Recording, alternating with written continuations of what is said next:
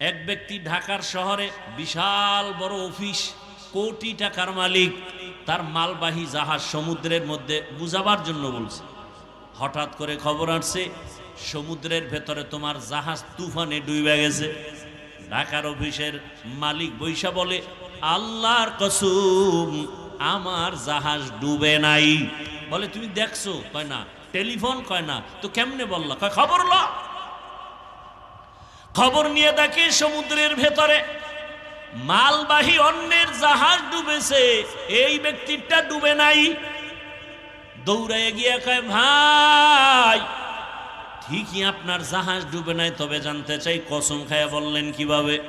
বলে রসুলের তাবিজ ব্যবহার করি। রসুলের স্পষ্ট কথা, যারা মালের সঠিকভাবে যাকাত দিবে তার মালকে আল্লাহ ফেরেশতা দিয়া হেফাজত করবেন। কাদের কুদরত দারি বরকামাল আন্তা রব্বি আন্তা হাসবি জুল জালাল তুহি কাদের জলিলুল্লাহ জাহাদার বহর হালে তুহি মেরা নিগাহদার। আর আয়াত আল্লাহ বলেন, হেদা কোরআন কেন আমি দিলাম? ওয়ানুনাজ্জিলু মিনাল কুরআনি মা হুয়া শিফাউ ওয়া রাহমাতুল লিল মুমিনিন। আমি কোরআন থেকে দিলাম ঔষধ। কি দিলাম? হেদায়েতের জন্য ঔষধ দিলাম। দুনিয়ার সব মানুষ রোগী, ঈমান হলো তার ঔষধ। কোরআন থেকে ঈমানের ঔষধ নাও। বলে ঈমান নিলাম, কালেমা পড়লাম, এরপরও কি রোগী? কয় হ্যাঁ। কেন? বলে তোমার ঈমান আছে, আমল নাই। মুসলমান দাবি করে, নামাজ নাই, রোজা নাই, পর্দা নাই, হালাল হারামের ভেদাভেদ নাই। এই লোকটাও রোগী, আমলের অভাব। আর একটা লোক ঈমান আনলো, আমল করে, তারপরেও রোগী। কেন? বলে আমল করে ঠিক, আমলের মধ্যে ইখলাস নাই, আল্লাহর জন্য করে না। মানুষকে দেখানোর জন্য বয়ান, মানুষকে দেখানোর জন্যই মসজিদ, মানুষকে দেখানোর জন্যই দান সদকা, মানুষকে দেখানোর জন্যই নামাজ পড়ি, মানুষকে দেখানোর জন্য ব্যবসা করি, মানুষকে দেখানোর জন্য আমি দুনিয়ার সব কাজ করতেছি। এগুলোকে এর নাম হলো রিয়া। রিয়া কবিরা গুনাহ। রিয়াকে দূর করার একমাত্র ব্যবস্থাই হলো ইখলাস। ওয়ামা উমিরু ইল্লা লিয়াবুদুল্লাহা মুখলিসিনা লাহুদ্দিন।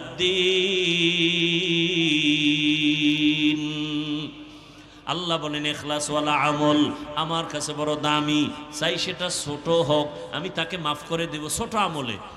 ঘটনা প্রায় সময় বলি, এক আল্লাহর বান্দি, নারী না পুরুষ? এক আল্লাহর বান্দি মহিলা, জীবনে এমন কোন গুনাহ নাই, করে নাই।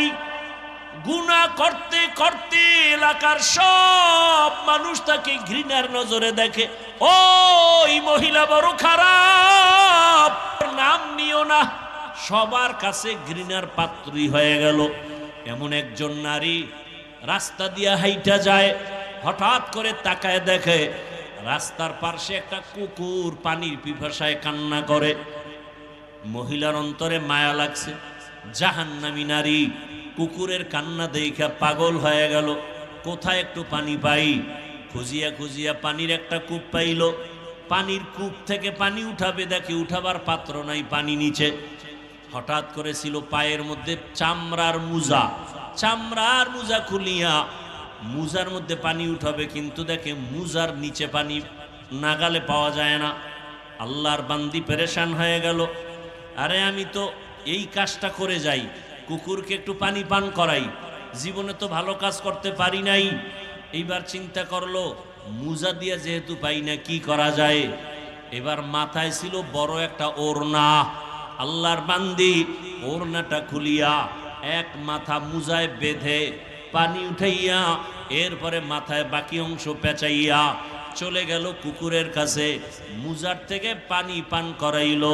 রহমতের নবী সাহাবায়ে কেরামদেরকে বলেন, ওই জাহান্নামী গুনাহগার বান্দি কুকুরকে পান করানো মাত্র একটা গাইবী আওয়াজ আসছে, অদৃশ্য আওয়াজ। কে যেন ডেকে বলে, রে বান্দি তোর জীবনে যত গুনাহ করছো সব গুনাহ মাফ হয়ে গেছে। দেখেন, একটা কুকুরকে পানি পান করানো এটা কঠিন কোনো আমল না, এটা সামান্য, চোখেও বাজে না। কিন্তু ওই বান্দি জীবন ভর গুনাহ করছে, এতটুকু উপকার করার কারণে আল্লাহর কাছে পছন্দ হয়ে গেছে। গাইবি আওয়াজ আছে, নবী বলেন হাদিসে পাকে, সাথে সাথে গাইবি আওয়াজ, মহিলার নাম জান্নাতের খাতায় লেখা হয়ে গেছে। ভিন্ন দিকে আর একজন আল্লাহর বান্দি জীবন ভর শুধু নেক আমল, বেপরদায় চলে না, জীবন ভর নেক আমল, আজান হলে নামাজে দাঁড়ায়। ওই আল্লাহর বান্দি সন্তানটাকে কোরআন পড়ায়, দ্বীনের তালিম দেয়। আল্লাহর রসুল বলতেছেন, জীবনের শেষ ভাগ যখন আসলো, হঠাৎ তার ঘরে একটা বিড়াল ঢুকছিল। বিড়ালটা আসা মাত্রই ওই আল্লাহর পেয়ারা বান্দি বিড়ালটাকে খাঁচায় আটকায় দিছে। বিড়াল ছাড়েও না, অন্যের ঘরে গিয়া খাবে সেই সুযোগও নাই। ওই নারীটাও বিড়ালের খানা দেয় না, রাগ করিয়া বিড়ালটা না খাইয়া কিছুদিন খাঁচায় আটকানোর পরে হঠাৎ করে বিড়ালটা ক্ষুধার তৃষ্ণায় ধুকে ধুকে মরে গেল। রহমতের নবী বলেন, ও সাহাবায়ে কেরাম, এত বড় আমলওয়ালা নারীর উপরে হঠাৎ করে একটা গায়েবী আওয়াজ আসছে, ও আমলওয়ালা নারী, তোমার নামটা জাহান্নামের খাতায় লেখা হয়ে গেছে। একটা বিড়ালের উপরে জুলুম, জীবনের সব আমল বরবাদ। কিন্তু আপনি আমি যদি মানুষের সাথে জুলুম করি, শিক্ষক ছাত্রের উপরে জুলুম, ছাত্রের পক্ষ থেকে শিক্ষকের উপরে জুলুম, মা বাবার পক্ষ থেকে সন্তানের উপরে জুলুম, সন্তানের পক্ষ থেকে মা বাবার উপরে জুলুম, আছে না নাই? খুব কঠিন কথা। এই সামান্যতম একটা বিড়ালের উপরে জুলুম করার কারণে জীবনের সব আমল বরবাদ। আপনি আমি কত জুলুম করি, বাবা হইয়া সন্তানের সাথে জুলুম করি, স্বামী হইয়া স্ত্রীর উপরে জুলুম, শিক্ষক হইয়া ছাত্রের উপরে জুলুম, এইভাবে জুলুম, মালিক হইয়া কর্মচারীর সাথে জুলুম। এরে আল্লাহর বান্দা, এই জুলুম করলে আপনার আমার উপায় কি হবে? এখন একটাই পথ। আল্লাহ বলেন, আমি তওবার দরজা খুলে দিলাম। আল্লাহ হেদায়াতের জন্য কোরআন দিলেন। কোরআন হলো ঔষধ। উলামায়ে কেরামের কাছে যাইয়া ঔষধ সেবন করিয়া নিজে জুলুম থেকে নিজেরে বাঁচাও। তো আল্লাহ রাব্বুল আলামিন মানুষ সৃষ্টি করার পরে শ্রেষ্ঠ মর্যাদা দিয়েছেন আল্লাহ পাক। মানুষের মতো শ্রেষ্ঠ মর্যাদার কোনো প্রাণী আল্লাহ আলাদা বানান নাই। জানা থাকলে বুঝে থাকলে বলেন তো, মানুষের থেকে দামি ফেরেশতারা? বলেন, কথা বলেন।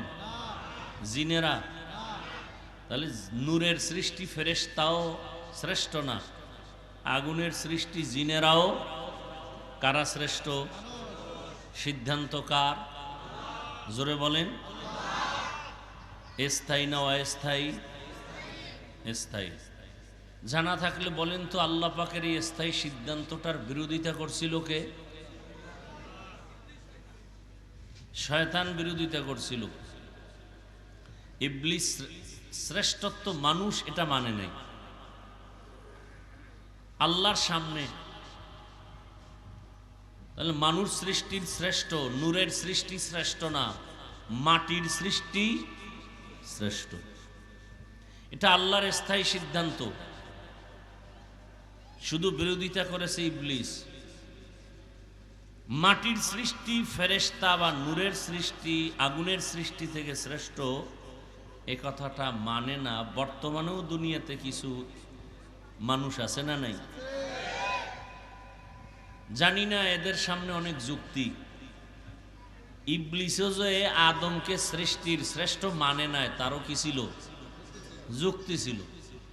যুক্তির নাম ইসলাম না, মালিকের কথা বিনা শর্তে মেনে নেওয়ার নাম ইসলাম।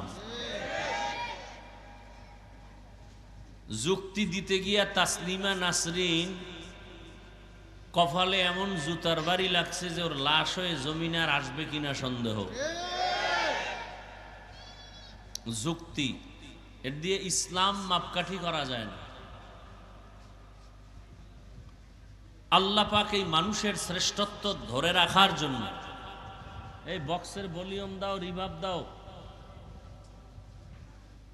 বক্সের ভলিউম রিভাব দাও। মানুষের এই সৃষ্টির শ্রেষ্ঠত্ব ধরে রাখার জন্য আল্লাহ সিস্টেম দিছেন দুইটা। কয়টা বলেন?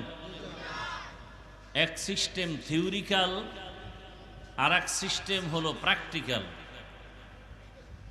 থিওরিক্যাল সিস্টেমের নাম হলো কিতাবুল্লাহ, আর প্র্যাকটিক্যাল সিস্টেমের নাম রিজালুল্লাহ।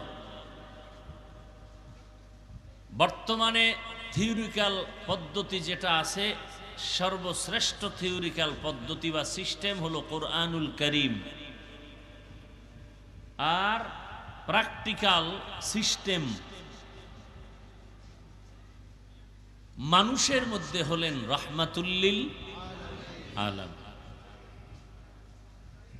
এই দুই সিস্টেমকে ফলো করে যারা জীবনকে চালাবে তারা দুনিয়ায়ও বাদশাহ, আখেরাতেও বাদশাহ, কোনো পেরেশানি নেই, বিনা হিসাবে জান্নাত পেয়ে যাবে। ভালো করে কথাগুলো খেয়াল করেন। বয়ান তো আপনারা জানেন, আমি কিছু পরামর্শ দিব, এগুলো খেয়াল করেন। যদি কেউ বলে আমি কিতাব মানি, ব্যক্তি মানি না, সে গোমরা, সে ধ্বংস। যদি কেউ বলে আমি ব্যক্তির গোলামি করি, কিতাব মানি না, অথবা কিতাব মানি ব্যক্তি মানি না, দোনো দল ধ্বংসের পথে। আর যারা বলবে না আমি কিতাবও মানি ব্যক্তিও মানি, তারা আহলে হক। এবং এই দুই পদ্ধতি অবলম্বন ছাড়া আল্লাহর কসম একবার, আল্লাহর কসম দুইবার, আল্লাহর কসম তিনবার, আরো পারলে আপনারা কসম খেয়ে নেন, আমি আল্লাহর কাছে আরো কসম করে বলছি, 1000 বার কসম করে বলছি, কথাটা লিখে রাখেন।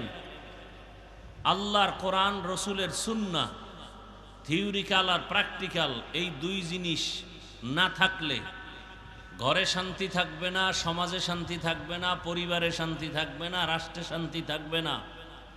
কিয়ামত পর্যন্ত কেউ শান্তি দিতে পারবে না, শুধু চাপাবাজি করতে পারবে। শান্তির ঠিকানার নাম ইসলাম। শান্তির ঠিকানার নাম কি?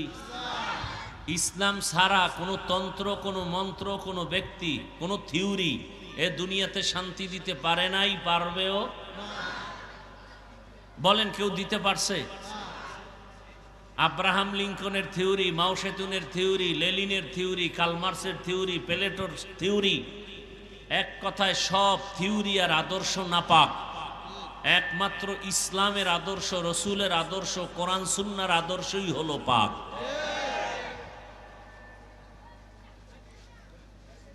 এ কথা অনেকে বুঝে কিন্তু মানে না। কারা মানে না?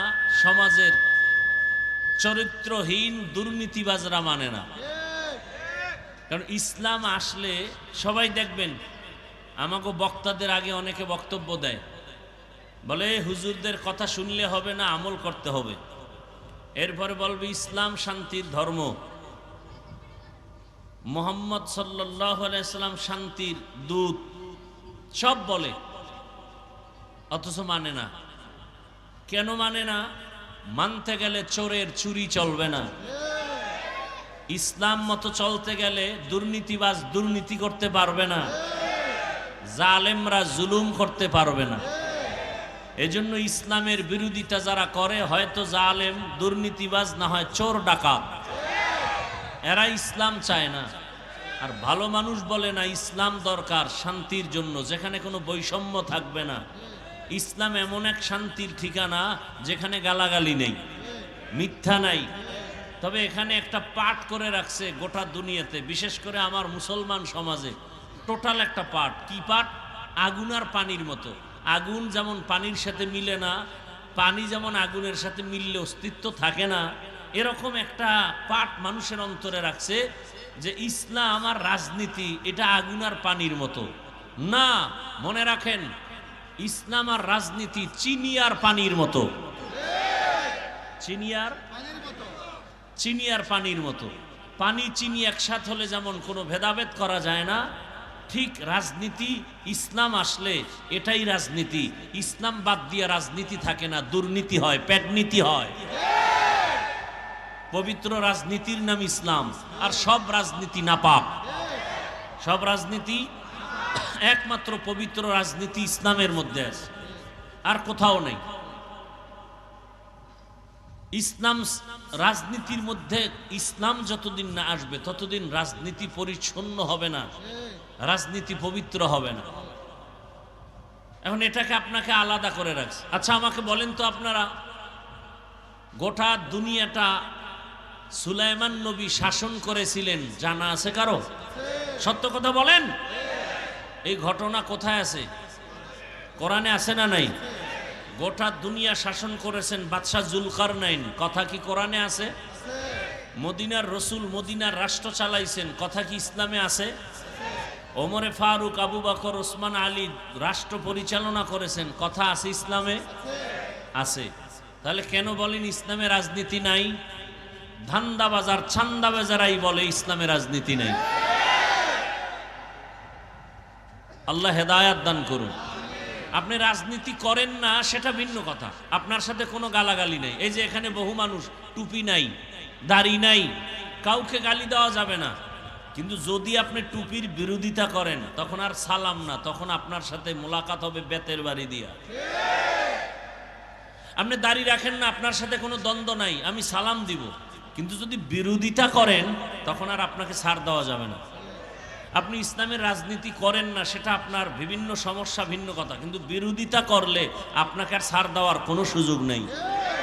নামাজ না পড়া আর বিরোধিতা করা কি এক নেই? একজনে নামাজ পড়ে না, সময় পেলে পড়বে, ঝামেলার কারণে পড়তে পারে না। আর একজন সময় আছে, পড়ে না কেন? কারণ নামাজের দরকার নাই, নামাজ পছন্দই করে না। তাহলে যে নামাজ পড়ে না, মনে মনে আশা আছে পড়বে, সে মুমিন। আর যে নামাজের দরকার নাই বলে সে মুসলমানের ব্যানার লাগাইলো তাজা বেঈমান। যে দাড়ি রাখে না সে মুমিন, যে দাড়ি পছন্দ করে না সে বেঈমান, যে পর্দা করে না সে মুমিন, যে পর্দা পছন্দ করে না, বিরোধিতা করে, বেঈমান। ইসলামের রাজনীতি করে না সে মুমিন, কিন্তু ইসলামের রাজনীতির বিরোধিতা করে সে বেঈমান।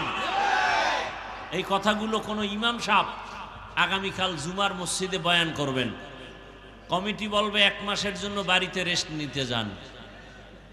কথা বলেন না কেন? কারণ শিয়ালের হাতে মুরগি আমানত দিলে যা হয়, সুদখোর ঘুষখোর বেনামাজির হাতে মাদ্রাসা মসজিদের চাবি দিলে, দায়িত্ব দিলে তাই হয়। সুদখোর বেনামাজি, ওর অধিকার নাই মসজিদে কোনো দায়িত্ব নেওয়ার। দিছে কে? জিব্রাইল। কারা দিছে? আপনারাই দিছেন। এই জন্য জুতার বাড়ি তো আপনারাই খাবেন। কপালে ডেকে আনছেন মুসিবত, আর করার কি? এখনো হুঁশ হয় নাই। পায়খানা খাইতে খাইতে চিন্তা করে আরেকটু দরকার। এবার মনে হয় পায়খানার সাথে বগুড়ার দধি মিশ্রিত হবে, তাহলে একটু এটার ফ্লেভারটা আলাদা আসবে না? নাপাক নাপাকি কোনো ফ্লেভারে কাজ হবে না। পাক ইসলাম। পাক কি? যে বিড়ি টানে এর সাথে দাঁড়াইলে সুগন্ধ না দুর্গন্ধ? এর ডবল যদি গাঞ্জা খায়, এর উপরে মদের বোতল, যেটা নামাজ পড়ে না, প্রস্রাব করে পানি লয় না, এরকম আছে না? মদের বোতল নিয়ে দৌড়ায়। এরা, এদের বডি না পাক, অন্তর না পাক, দেমাগ না পাক, চোখ না পাক, এদের দ্বারা সমাজ পাক হতে পারে না। আমার কথার কাউন্টার দেওয়ার মতো কারো সাহস থাকলে দাঁড়াও। যার দেমাগ না পাক, মেজাজ না পাক, খাবার না পাক, বডি না পাক, পোশাক না পাক, প্রস্রাব করে পানি লয় না, ওর পোশাক না পাক, এই নাপাক মানুষ সমাজের দায়িত্ব নিলে সমাজও নাপাক হয়ে যাবে।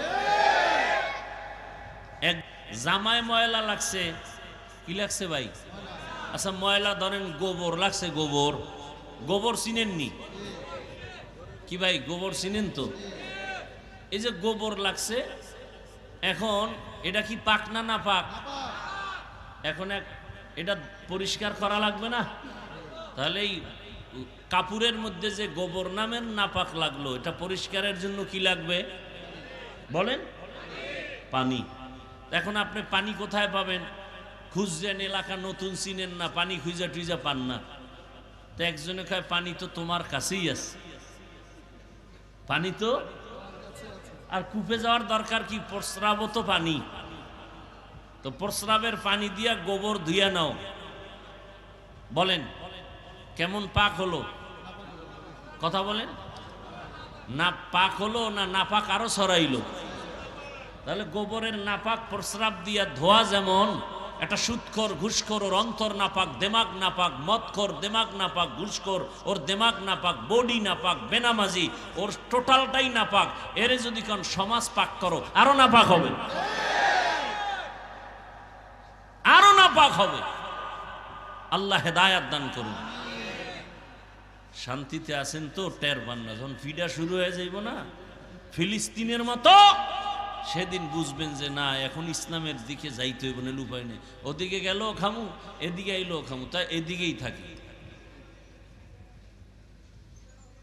আপনার ইসলাম মানতে এত কষ্ট কেন? আল্লাহ হেদায়াত দান করুন।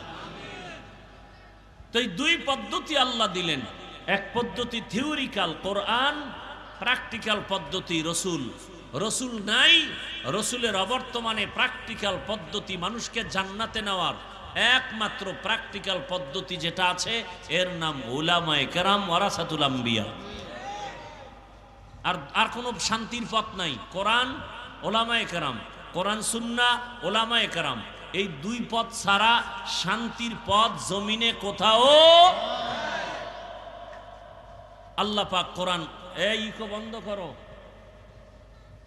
পারলে রিভাব দাও, নাইলে বন্ধ রাখো, ইকো দিও না। আল্লাহ পাক এদিকে ইঙ্গিত করে বলেন আমি কোরআন দিলাম কেন? আল্লাহ বলেন হুদাল্লিল মুত্তাকিন, আলিফ লাম মিম যালিকাল কিতাবু লা রাইবা। এই এতটুকু আলোচনা করলে অনেক, এটা বাদ, শুধু হুদাল্লিল মুত্তাকিন এই শব্দটার আলোচনা করতেছি। আল্লাহ বলেন আমি কোরআন দিলাম কেন? যারা আল্লাহকে ভয় করে এদেরকে পথ দেখাবে জান্নাতের পথ, হেদায়েতের পথ। হুদাল্লিল মুত্তাকিন।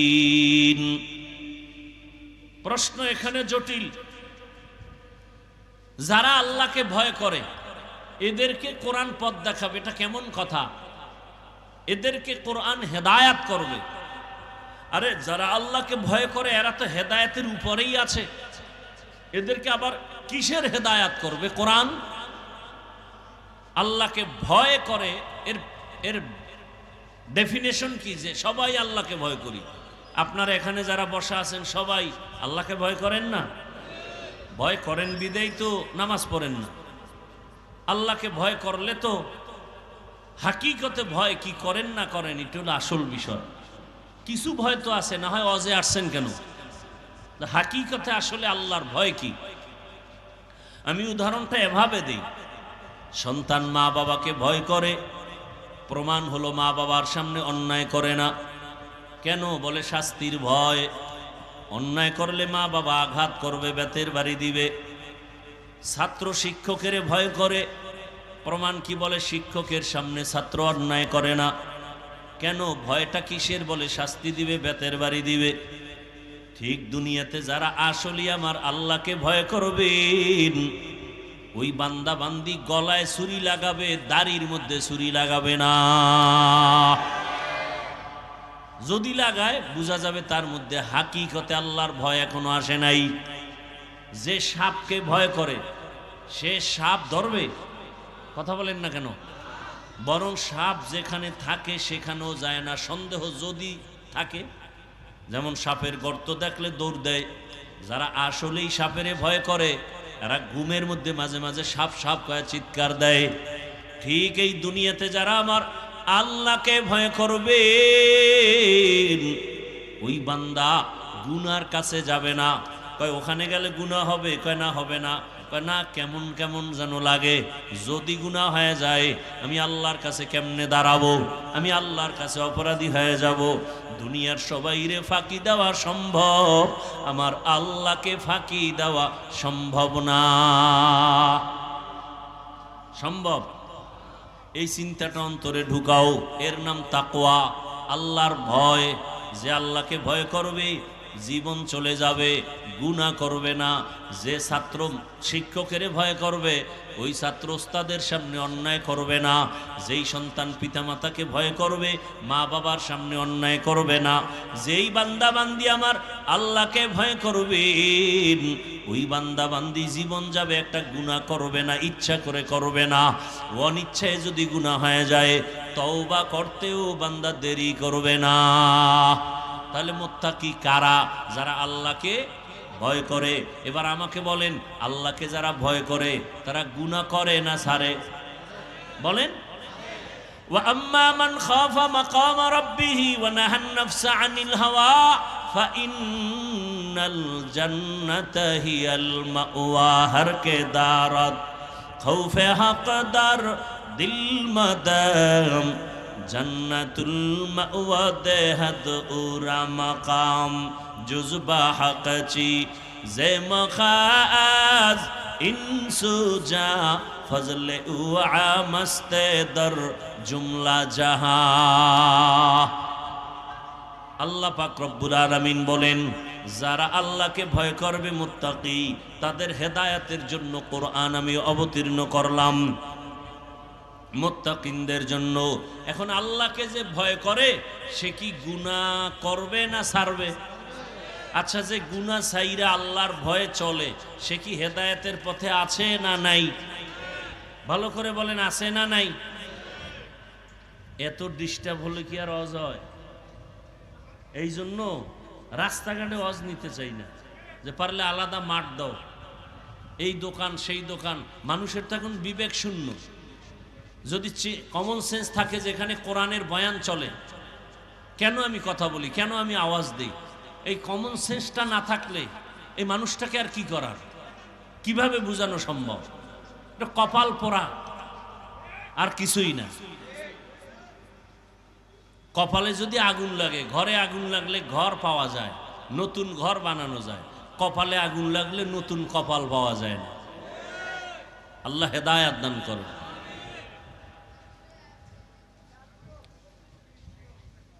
এক মহা মুসিবত। আমরা তো বয়ান করি আল্লাহর মোহাব্বত নিয়ে, একটা লোক দাঁড়াইলেও মাথা গরম হয়ে যায়, কারণ ওই নিয়তে করি। দেখিনি আল্লাহ একটু রহমতের বৃষ্টি দিয়া কারো দিলের উপরে যদি আসে, একটা দিলের উপরে যদি কলবের উপরে রহমত আসে, কলবের সাথে সবার কলব মালামাল হয়ে যাবে, রহমতে ভরপুর হয়ে যাবে। আমরা তো এই নিয়তে বয়ান করি, হাতে পায়ে ধরে বয়ান করি, বিনয়ী হয়ে বয়ান করি। এই জন্য একটা মানুষ উঠে গেলেও কষ্ট লাগে, যে পরিবেশ মানুষের অন্তরের বিঘ্নতা শুরু হয়ে যায়। আমরা তো ওই সমস্ত আল্লাহওয়ালাদের থাপ্পড় খেয়ে এখানে বসছি, যাদের সামনে একটা পান কেউ খাইতে পারতো না। আর আমরা তো বসে বসে বাদাম চাবাই, চানাচুর চাবাই, বক্তাও পান চাবাইতেছি, বয়ান করতেছি, শ্রোতারাও খাইতেছে, চা পান করতেছে, বয়ান শুনতেছে, কেউ হাঁটতেছে, কেউ চলতেছে। এভাবে বয়ান হয় না। বাকি বাংলাদেশ তো সম্ভাবনাময় দেশ, এখানে সবই সম্ভব। আকামও সম্ভব, ভালো সম্ভব। এটা এমন এক সম্ভাবনাময় দেশ যে মেয়েকে নিয়ে বাবা হোটেলে থাকে, আর বাবায় বলে, তুই আমার আজকে মেয়ে না, তুই আমার কাছে স্ত্রীর সমতুল্য। এ সোনার বাংলার খবর। এজন্য বলি এটা সম্ভাবনাময় দেশ, সবই সম্ভব। আকামও সম্ভব। মাকে সন্তান হত্যা করে, সন্তান মাকে হত্যা করে, স্ত্রীকে স্বামী হত্যা করে, স্বামী স্ত্রীকে হত্যা করে। মানে এমন কোনো অপরাধ নাই। বলতে গেলে রসুলের যুগের সে সমস্ত জাহিলিয়াতকেও হার মানিয়েছে। দেখেন না, মানুষের একটা বাড়ি দিলেই তো শেষ হয়ে যায় জাগা মতো। এটার উপরে যদি বাড়ি দিয়ে আবার বুকের উপরে লাফায়, আবার পাথর দিয়া মারে, ইট দিয়া মারে, তাহলে এটা কত বড় কুকুরের চেয়েও খারাপ, জানোয়ারের চেয়েও খারাপ। ওর চেয়ে তো পশু ভালো, কুত্তা ভালো। আল্লাহ হেদায়েত দান করুন।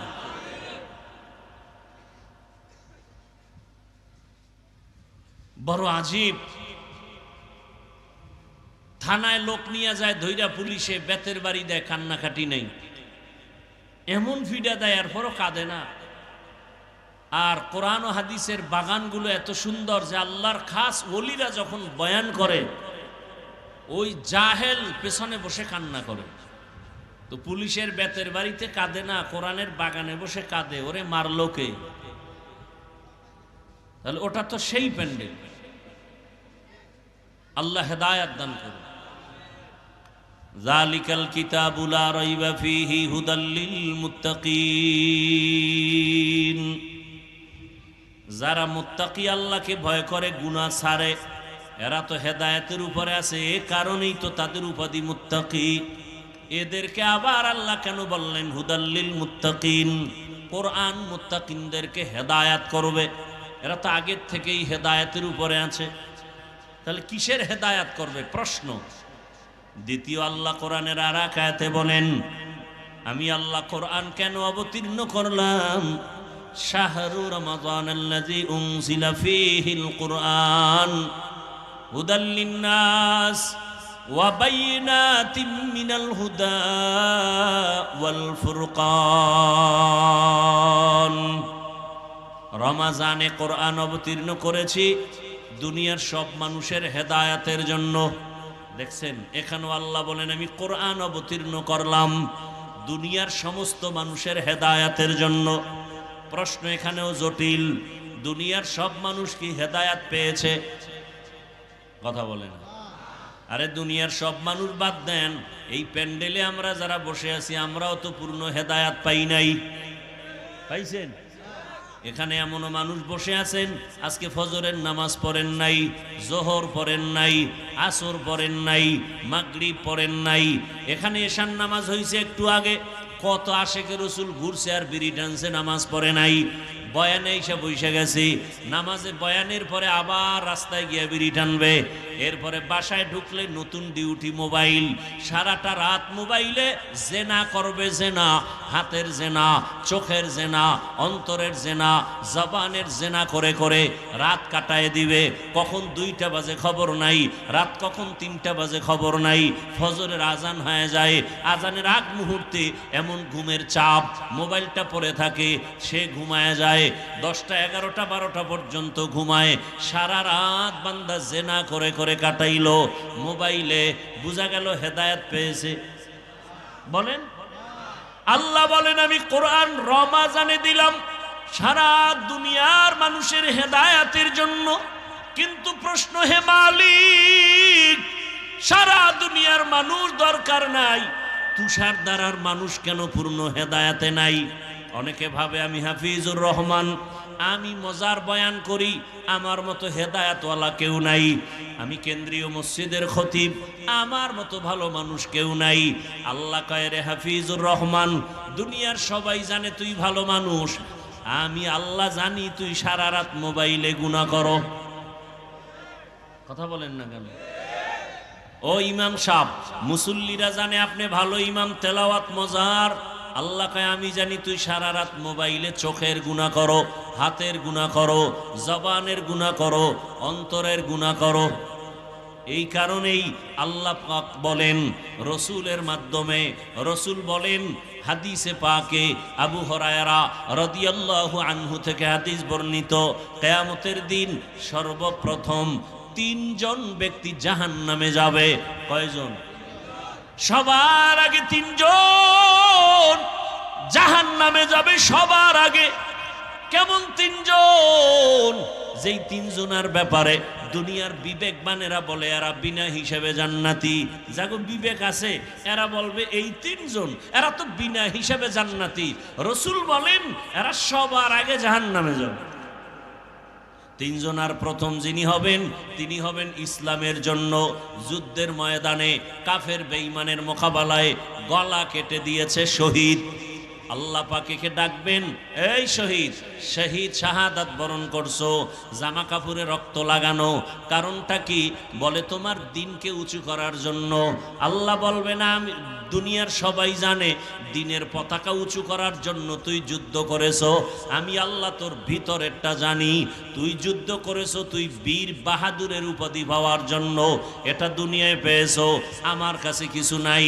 আল্লাহ রাগ করিয়া বলবে, জাহান্নামের ফেরেশতারা এই নাফরমানের ধর, জাহান্নামের শিকল লাগাইয়া সবার আগে একে জাহান্নামে ঢুকায়া দাও। 2 নম্বরে ডাকবে আমার মতো মাওলানা। সহিহ হাদিস আবু হুরায়রা থেকে বর্ণিত, আলেমকে ডাইকা বলবে, এই মাওলানা, তুই যে এলেম শিখছো, আলেম হয়েছো, কেন এলেম দিয়া কি করছো? আলেম আমি বলবো, আল্লাহ তোমার দেওয়া এলেম দিয়া মানুষের দাওয়াত দিয়েছি। কয় এটা তো ভালো কথা, দুনিয়াওয়ালারাও তাই জানে, কিন্তু আমি তো তোর ভিতরের খবরটা পর্যন্ত জানি। তুই আলেম হইয়া মানুষের দাওয়াত দিছু, হাদিয়ায় উল্টা পাল্টা হলে মনে কষ্ট, নামটা যদি ছোট হয় মেজাজ গরম, আল্লামা না লেখলে মাথা গরম। 3-4 নম্বরে নাম আসছে, আমার নাম এত নিচে কেন, তা তো মাথা গরম করেছো। কে জানেন? আল্লাহ বলবে, এই মুখোশধারী আলেমকে ধর, জাহান্নামের শিকল লাগাও। মানুষ জানে তুই বড় বক্তা, মানুষ জানে তুই বড় ইমাম, কিন্তু আমি আল্লাহ জানি তুই সারা রাত মোবাইল চালাইছো, স্ত্রীর হক আদায় করো নাই, সন্তানের হক আদায় করো নাই, ভাইয়ের হক আদায় করো নাই, মুসল্লিদের হক আদায় করো নাই, শিক্ষক হইয়া ছাত্রের হক আদায় করো নাই, বাবা হইয়া সন্তানের হক আদায় করো নাই, স্বামী হইয়া স্ত্রীর হক আদায় করো নাই। আল্লাহ বলবে, কে জাহান্নামের শিকল লাগায় জাহান্নামে নাও।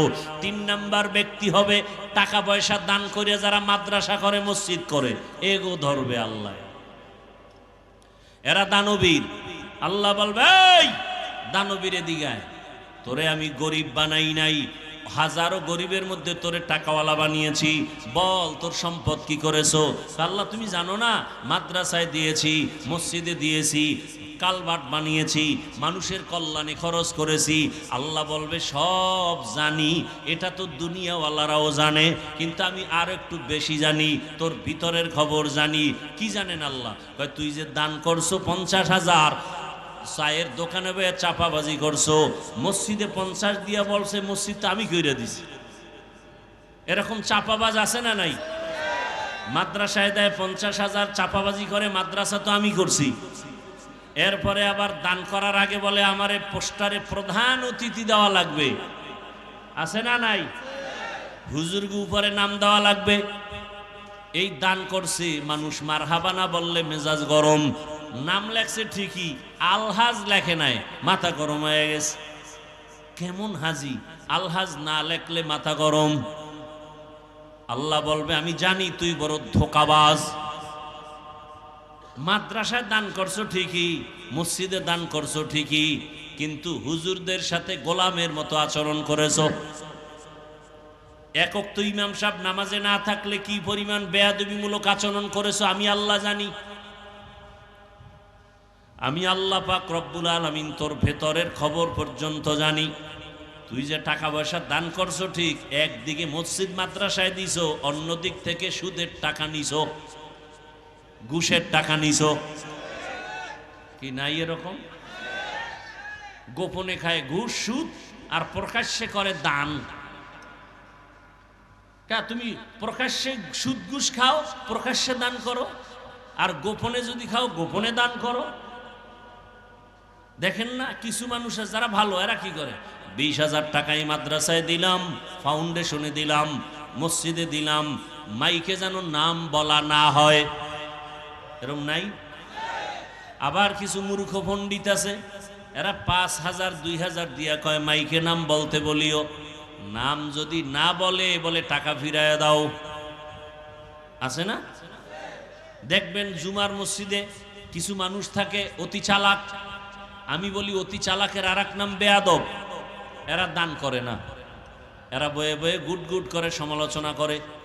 5 ওয়াক্ত নামাজি কখনো বলে না ইমাম সাহেব বয়ান সাইরা তাড়াতাড়ি নামাজে দাঁড়ান। সাপ্তাহিক মুসল্লির চান্দি গরম, ও আইসে সবার শেষে, ইমাম সাহেব বয়ানটা বুঝাইতে গিয়া 5 মিনিট বেশি হয়ে গেছে, পুরো মসজিদ গরম বানায় ফেলছে। ইমাম সাহেব আপনারা যদি এরম করেন আমরা করবো কি? তো ইমাম সাহেব যদি বলে তুই গু খা, তুই পায়খানা খা, বদমাস, বেয়াদব, ইমামকে চার্জ যারা করে, ইমামকে সবার সামনে যারা ফোর্স করে, এদের মতো বেয়াদব এই জমিনে কেউ নাই। ইমামের উপরে কি জুলুম চলে তা জানেন আপনি? ওই ঠান্ডা মাথার খুনি কয় না, ঠান্ডা মাথার খুনি। সিনেমা হলের পোস্টার লেখছে শান্ত কেন মাস্তান। সিনেমা হলে ছবি দেখাবে, ছাত্র জীবনে দেখছি রাস্তায় পোস্টার লাগানো বরগুনা, শান্ত কেন মাস্তান। সরকারি ডিউটি করে, বেসরকারি ডিউটি যারা করেন, প্রতিদিনের ডিউটি কয় ঘন্টা? মনে হয় আসমান থেকে কিছু পড়ছে না? আপনারা সরকারি বেসরকারি যারা চাকরি করেন, ডিউটি কয় ঘন্টা? বেতন কত মাসে? নিম্নে নিম্নে বেতন কত? কোনো হুঁশ নেই। যারা সরকারি চাকরি করেন, বেসরকারি চাকরি করেন, মাসে বেতন কত নিম্নে? কারো ধারণা নেই? হ্যাঁ, এই যে পাগল, যেটি না পারো তুমি বকবক করো কেন? যারা বুঝে না চুপ থাকেন। কমপক্ষে 20,000। কমপক্ষে কত? এই 20,000 টাকায় চাকরি করে কেন? কার টেবিলের নিচে বহু মুক্তা পাওয়া যায়। টেবিলের নিচে বহু মুক্তা পাওয়া যায়। আল্লাহ বিবেক দিছে, বিবেকের সাথে বেঈমানি করবেন না। আমাকে বলেন তো, সরকারি ডিউটি করে 8 ঘন্টা, মাসে বেতন নিম্নে 20, টেবিলের নিচে আরো অনেক কিছু পাওয়া যায়। আপনারাই বলেন আপনাদের অঞ্চলের মসজিদের ইমাম সাহেবের ডিউটি কত ঘন্টা? কি বলেন না কেন? বেতন কত? আপনার বিবেক দিয়ে বলেন তো, পৃথিবীতে এর থেকে আর জুলুম কি থাকতে পারে? হাসবেন না, আমি হাসির কথা বলি নাই। হাসেন কেন?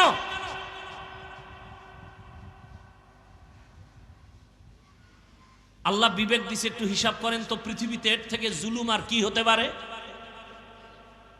কিন্তু কোনোদিন কোন ইমাম কি প্রতিবাদ করেছে? জুমায় বলছে বেতনের স্কেল বাড়ানো হয়, আসর থেকে সূরা উল্টা দিকে যাবে। বরং ইমাম সাহেবরা কলিজা দিয়া দোয়া করে, মোনাজাতটা দিলেই বলে আল্লাহ এলাকায় শান্তি দান করেন, কবরওয়ালাদের জান্নাত দান করেন, অসুস্থ রোগীদের সুস্থ বানায় দেন। আয় আল্লাহ মেহেরবানি করে এলাকার ব্যবসায়ীদের ব্যবসায় বরকত দেন, চাকরিজীবীদের চাকরিতে বরকত দান করেন। এরপরেও যারা হুজুর দেখতে পারে না, ওরা আসলে মা বাবার ভালো সন্তান না। মা বাবার ভালো সন্তান কখনো হুজুরের বিরুদ্ধে যাইতে পারে না। আল্লাহর কসম করে বলি রে যুবক, 200 টাকা লাগবে একটা পেস্টুন বানাবি, 2 ফিট 3 ফিটের পেস্টুন বানায় বানায় বানায় বানায় বাজারের মোড়ে মোড়ে লাগায় দাও। পেস্টুনের মধ্যে লেখো ইসলাম ছাড়ায় জমিনে কোনোদিন শান্তি আসবে না। পেস্টুন বানায় লেখো এই জাতির কলিজার নিঃস্বার্থ বন্ধুই হলো উলামায়ে কেরাম, বাকি সব চান্দাবাজ আর ধান্দাবাজ। উলামায়ে কেরাম ছাড়া জাতির নিঃস্বার্থ বন্ধু নাই, খোদার কসম নাই, সব চান্দাবাজ আর ধান্দাবাজ। তোমারে যদি 500 টাকা দেয়, 1500 টাকা নিয়ে নেয়, তোমার খবর নাই। তোমার একটা ধাঁধা দিয়ে দিছে, 10 টাকা দিলে যদি লাগা যায় 40 লাখ। কিন্তু যদি লাগে কার কপালে এটা বিস্তারিত বলে নাই। তোমার কপালে লাগবে জীবনেও না, যারা বলে ওদের কপালে লাগে। বুঝাবার সময় নাই, পাগলের মতো দৌড়াচ্ছেন। হ্যাঁ, হুজুর আপনারা খালি বয়ানি করেন, আমগো কি দিছেন? অথচ গ্রামীণ ব্যাংক অন্য সংস্থাগুলো আমগো টিনের ঘর দেয়, চায়ের দোকান উঠায় দেয়। টের পাও না কত ধানে কত চাল, মরিয়া যাওয়ার পরে লাশও কবরে নেয় না। সংস্থার লোকেরা গিয়ে কয় কিস্তি আছে 13টা আদায় কর, তারপরে লাশ কবরে ঢুকা। এবার কেমন লাগে? হারামে কোনো আরাম নাই। হারাম টাকা দিয়া 10 তলা বিল্ডিং করছে, এখন বিল্ডিং থুইয়া জঙ্গলে দৌড়ায়। হালাল টাকা দিয়ে বিল্ডিং করলে কেউ দখল করতো না। রাতারাতি আঙ্গুল ফুলে কলা গাছ, রাতারাতি শেষ। তুফানে আসছে, তুফানে গেছে। হালাল টাকার জিনিস কখনো ধ্বংস হবে না। এক ব্যক্তি ঢাকার শহরে বিশাল বড় অফিস, কোটি টাকার মালিক, তার মালবাহী জাহাজ সমুদ্রের মধ্যে বুঝাবার জন্য বলছে। হঠাৎ করে খবর আসছে সমুদ্রের ভেতরে তোমার জাহাজ তুফানে ডুবে গেছে। ঢাকার অফিসের মালিক বৈশা বলে, আল্লাহর কসম আমার জাহাজ ডুবে নাই। বলে তুমি দেখছো? কয় না। টেলিফোন? কয় না। তো কেমনে বললা? কয় খবর ল। খবর নিয়ে দেখে সমুদ্রের ভেতরে মালবাহী অন্যের জাহাজ ডুবেছে, এই ব্যক্তিটা ডুবে নাই। দৌড়ায় গিয়ে কয়, ভাই ঠিকই আপনার জাহাজ ডুবে নাই, তবে জানতে চাই কসম খায়া বললেন কিভাবে? বলে রসুলের তাবিজ ব্যবহার করি। রসুলের স্পষ্ট কথা, যারা মালের সঠিকভাবে যাকাত দিবে তার মালকে আল্লাহ ফেরেশতা দিয়া হেফাজত করবেন। কাদের কুদরত দারি বরকামাল আন্তা রব্বি আন্তা হাসবি জুল জালাল তুহি কাদের জলিলুল্লাহ জাহাদার বহর হালে তুহি মেরা নিগাহদার। আর আয়াত আল্লাহ বলেন, হেদা কোরআন কেন আমি দিলাম? ওয়ানুনাজ্জিলু মিনাল কুরআনি মা হুয়া শিফাউ ওয়া রাহমাতুল লিল মুমিনিন। আমি কোরআন থেকে দিলাম ঔষধ। কি দিলাম? হেদায়েতের জন্য ঔষধ দিলাম। দুনিয়ার সব মানুষ রোগী, ঈমান হলো তার ঔষধ। কোরআন থেকে ঈমানের ঔষধ নাও। বলে ঈমান নিলাম, কালেমা পড়লাম, এরপরও কি রোগী? কয় হ্যাঁ।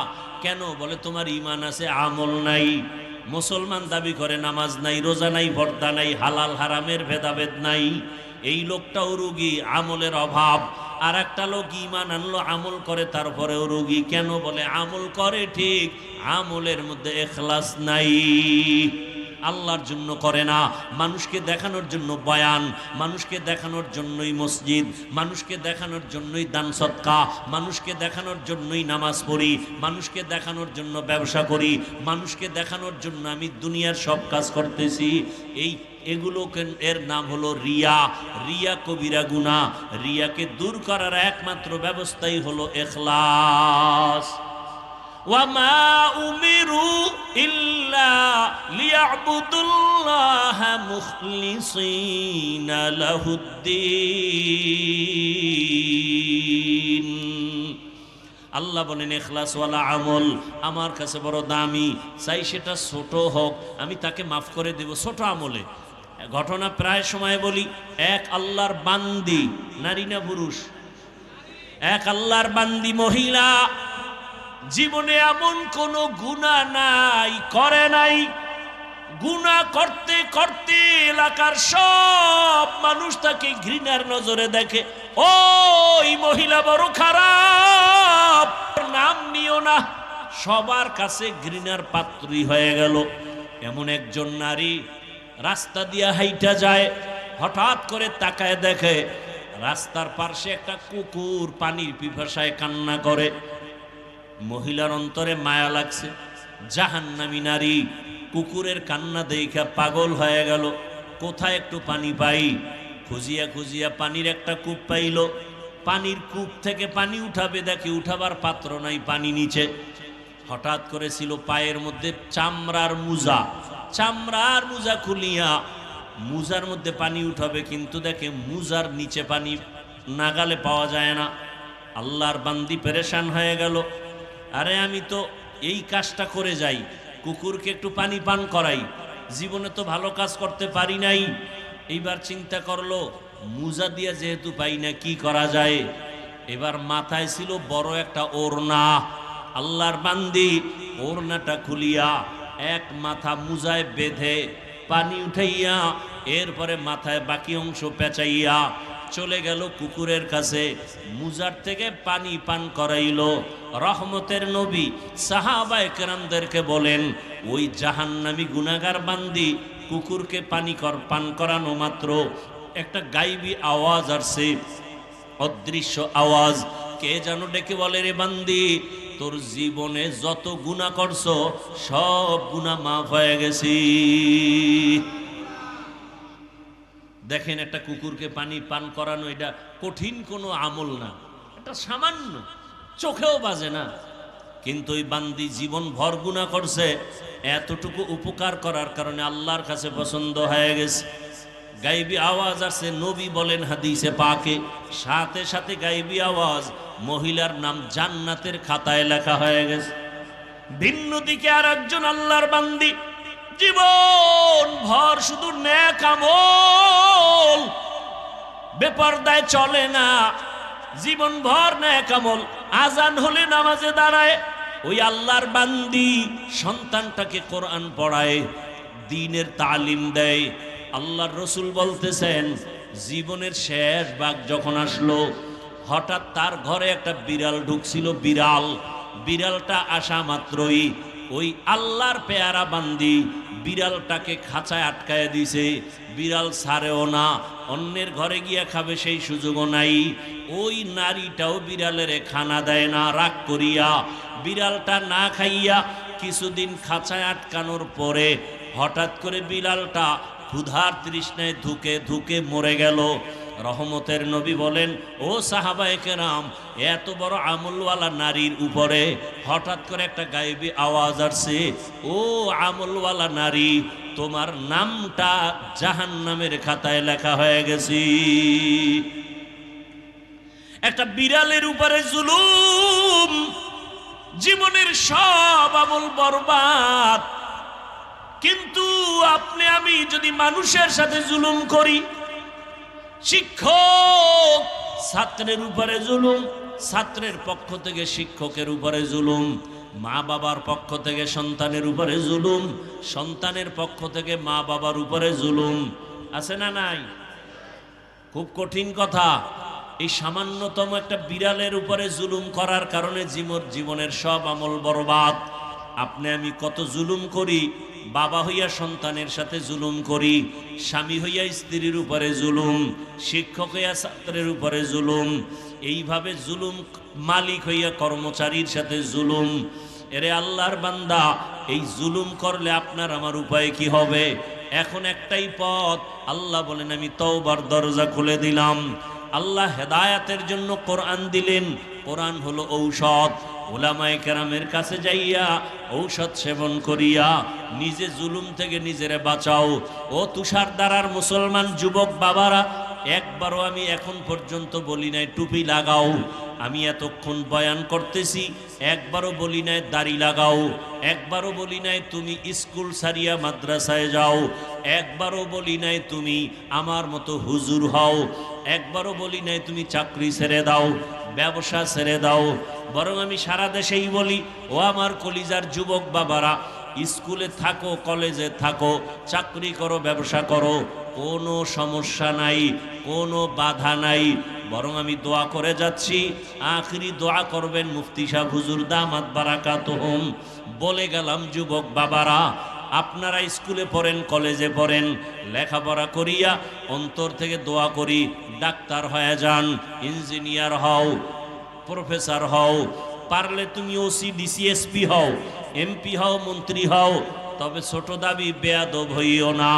বলবা হাফিজ ভাই ডাক্তার হব, বেয়াদব হব না, কথার ব্যাখ্যা কি? ব্যাখ্যা হলো, 3 জায়গায় বেয়াদবি করলে মরার আগে তোমার জীবন নষ্ট হয়ে যাবে, ধ্বংস হয়ে যাবে। 1 নাম্বার জায়গা মা বাবা। তুমি যত বড় শিক্ষিত হও না কেন, মা বাবার সাথে বেয়াদবি করে যদি বরদোয়া নাও, আল্লাহর কসম মরার আগে তোমার জীবন পঙ্গু হয়ে যাবে। 2 নাম্বার জায়গা শিক্ষক।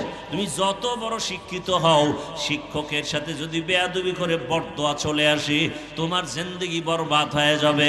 3 নাম্বার জায়গা উলামায়ে কেরাম। তুমি যত বড় মাস্তান হও না কেন, উলামায়ে কেরামের সাথে যদি বেয়াদবি করো, জীবনটা তোমার ধ্বংস হয়ে যাবে। চোখের সামনে দেখতেছো উলামায়ে কেরামের সাথে বেয়াদবি করিয়া ও ধুকে ধুকে মরে যায়, ক্যান্সারে মরে, লিভার ক্যান্সার, ব্লাড ক্যান্সার। এমনিই হয় না, আলেমের বেয়াদবির কারণে বরদোয়া, মা বাবার সাথে বেয়াদবির বরদোয়া, শিক্ষকের সাথে বেয়াদবি করার বরদোয়া, মুরব্বীদের সাথে বেয়াদবি করার বরদোয়া। ও আমার যুবক বাবারা, তোমার মতো যুবক স্কুলে পড়ে, কলেজে পড়ে, চাকরি করে, ব্যবসা করে, তোমরাই জবাব দাও। 5 ওয়াক্ত নামাজও পড়ে এমন কি যুবক নাই? তাহলে তোমার বিবেকটাকে প্রশ্ন করো, তুমি কেন নামাজ পড়তে পারো না? তোমার মতো যুবক আজকে তাকায় দেখো, র্যাব, আর্মি, পুলিশ, বিডিআরের চাকরি করে, 5 ওয়াক্ত নামাজি। নিজের বিবেকটাকে প্রশ্ন করো, তুমি কেন পারবা না রে বাবা? তোমার মতো যুবক তাকায় দেখো, রাস্তায় গাড়ি চালায়, সময় মতো নামাজ পড়ে, বলো তুমি কেন পারবা না? তোমার মতো যুবক সন্তান ব্যবসা করে, দোকান বন্ধ করে নামাজে দাঁড়ায় যায়, বলো তুমি কেন ব্যবসার লাইনে নামাজ পড়তে পারো না? চাকরি করো, ব্যবসা করো, নামাজ ছাড়িও না। ও পর্দার আড়ালের আম্মা জানেরা, বোনেরা, আপনার মতো কত মা, কত বোন এখনো আছে বেপর্দায় চলে না, স্বামীর মাল নষ্ট করে না, মোবাইলে সময় নষ্ট করে না। আপনারা কেন পারবেন না? এখনো সময় আছে, তওবা করেন। আপনাদের জীবন বড় ধন্য। আপনারা নবীদের মায়ের মতো দামি, সাহাবায়ে কেরামদের মায়ের মতোই তো আপনারা। আপনারা তো আম্মাজান খাদিজা রাদিয়াল্লাহু আনহার মতো নারী, ফাতেমা রাদিয়াল্লাহু আনহার মতো নারী, আয়েশা রাদিয়াল্লাহু আনহার মতো নারী। এই দুনিয়ায় বড় এক বেঈমান ছিল ফেরাউন, নাম শুনছেন না? শুনে থাকলে বলেন, এই বেঈমানের স্ত্রীর নাম কি? আসিয়ার ইতিহাস জানেননি? আসিয়া এত বড় বেঈমান ফেরাউনের ঘরে থাকিয়া আল্লাহর এত পেয়ারা হয়ে গেলেন। আল্লাহর রসুল বলেন, কিয়ামতের দিন জান্নাতের মধ্যে আমি মুহাম্মদের সাথে আসিয়ার সাথে বিবাহ হয়ে যাবে। এরে পর্দার আড়ালের আম্মা জানেরা, ওই বেঈমান ফেরাউন এত বড় বেঈমানের ঘরে থেকে আসিয়ার মতো বান্দি যদি আমার আল্লাহর পেয়ারা হয়ে যায়, আপনার স্বামী তো ফেরাউনের মতো খারাপ না। আপনার স্বামী তো আপনাকে নামাজ পড়তে বাধা দেয় না, বরং অনেক স্বামী নামাজ পড়ে না ঠিক, কিন্তু স্ত্রী নামাজ পড়লে অনেক খুশি হয়, আছে না? নিজে পর্দা করে না, মাঝে মাঝে কয়, হুজুর আমি যদিও নামাজ পড়ি না, দাড়ি রাখি না, পর্দা করি না, আল্লাহর হুকুম মতো চলতে পারি না, কিন্তু আমার ঘরের স্ত্রী বড় নামাজি, আমার ঘরের স্ত্রী বড় রোজাদার, আমার স্ত্রীর মতো ভালো স্ত্রী নাই। ও মা, আপনার স্বামী তো প্রশংসা করে, আপনি কি পারেন না নামাজ আদায় করবেন? আর আপনি যদি ভালো নামাজি হতে পারেন, আপনার সন্তান ডাক্তার হলেও জীবন ধন্য, ইঞ্জিনিয়ার হলেও জীবন ধন্য, ডাক্তারি করবে, তেলাওয়াত করবে, নামাজ পড়বে, মা বাবার জন্য দোয়া করবে। ও আল্লাহর বান্দারা, বান্দিরা, এখনো সময় আছে তওবা করার।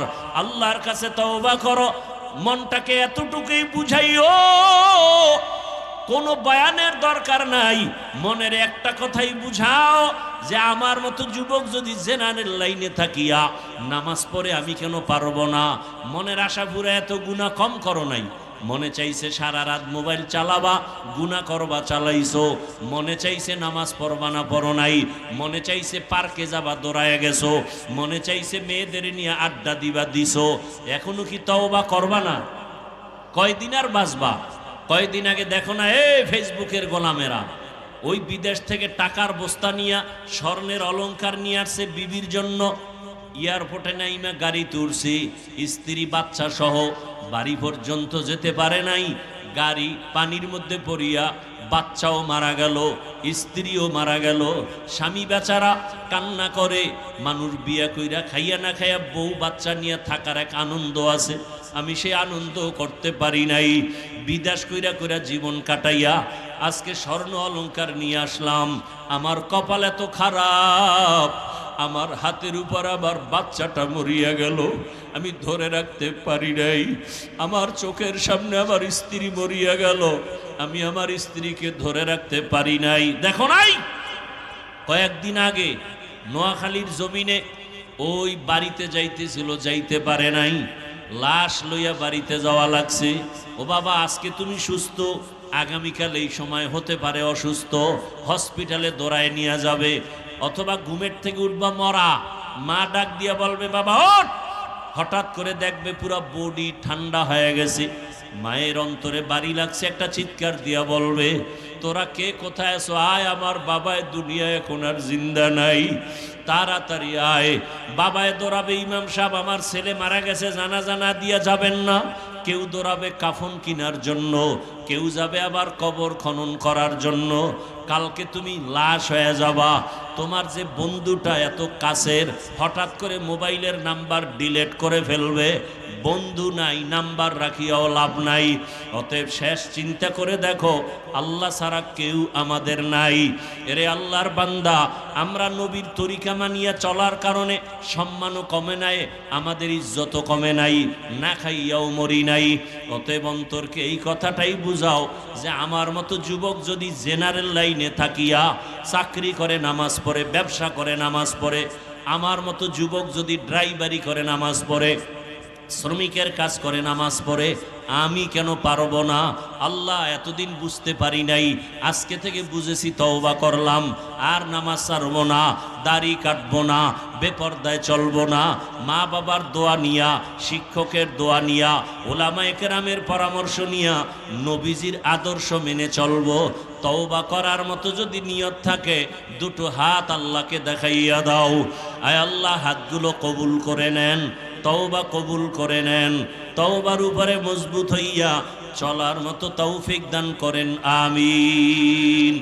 আল্লাহ সবাইকে কবুল করেন। মোনাজাত হলো ওয়াজের বরকত। মোনাজাত কি? এ টোটাল বয়ানের বরকত মোনাজাত। আমাদের হযরত মুফতি দেলাওয়ার হোসেন দামাত বারাকাতুহুম, মুসাল্লাম বুজুর্গ, আমাদের মাথার মুকুট, মুখতাসার আলোচনা করবেন, দোয়া করবেন, মোনাজাত না দিয়া যাবেন না, তাহলে সব শেষ হয়ে গেল। আল্লাহ সবাইকে তৌফিক দান করেন। সুবহানাল্লাহি ওয়া বিহামদিহি, সুবহানাকাল্লাহুম্মা বিহামদিকা, আশহাদু আল্লা ইলাহা ইল্লা আনতা, আস্তাগফিরুকা ওয়া আতুবু ইলাইক। আসসালামু আলাইকুম ওয়া রাহমাতুল্লাহি ওয়া বারাকাতুহু। আলহামদুলিল্লাহ, আলহামদুলিল্লাহ। সম্মানিত উপস্থিতি,